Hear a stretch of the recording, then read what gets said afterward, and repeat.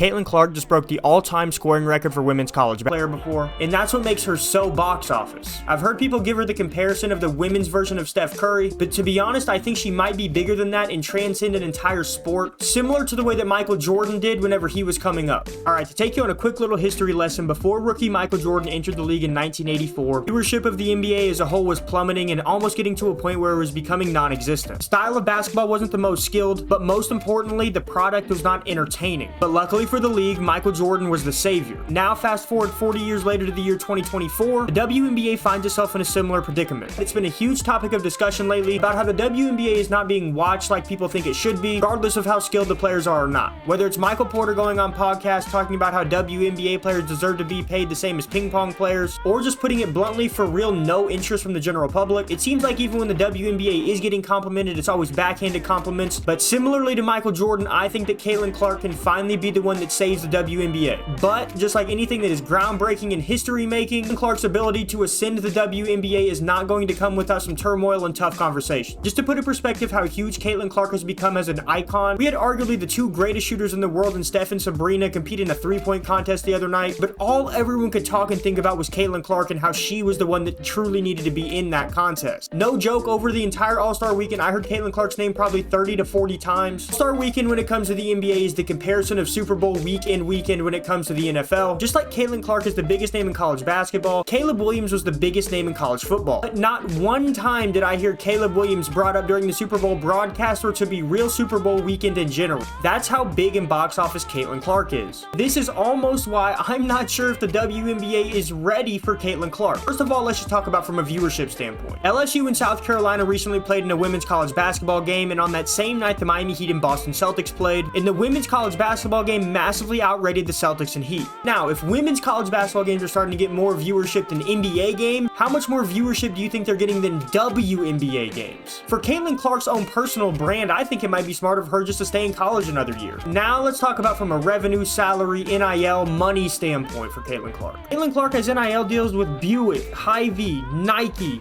Gatorade, Allstate. I mean, right now in college, she has deals with some of the biggest corporations in the world. Now, the average salary for a WNBA player is $102,751 as of 2022. The average salary for year one players in the WNBA is only $62,000 to $74,000. She's for sure already making more in NIL money than she would be in her rookie contract in the WNBA. And I know what you're thinking, well, those corporations will still want to sponsor her even when she's in the WNBA, and yes, you're right. But when we're talking about NIL collectives at a Big Ten school like Iowa that has a lot of money and has the biggest superstar in all of sports arguably right now, something tells me they'd be able to come up with a little more than $62,000 to $74,000 to keep her in college for one more year, just because of all the publicity that she's bringing Iowa and the sport as a whole. Now, remember earlier in the video when I talked about how whenever you change the landscape of something, it's not going to come without turmoil and tough conversations? Let's think about Michael Jordan when he came in the league and his shoe deal. Before Michael Jordan came in the league, people were wearing bricks on their feet called Converse, or whatever other basketball shoes that weren't basketball shoes that they could wear. But Nike knew the value of Michael Jordan, what he would not only be able to do for himself, but Nike as a whole and the NBA as a whole. They decided to change the game with his Air Jordan 1 drop, even though it was against league rules because you weren't allowed to wear shoes with certain colors in them and you weren't allowed to have your own signature shoes.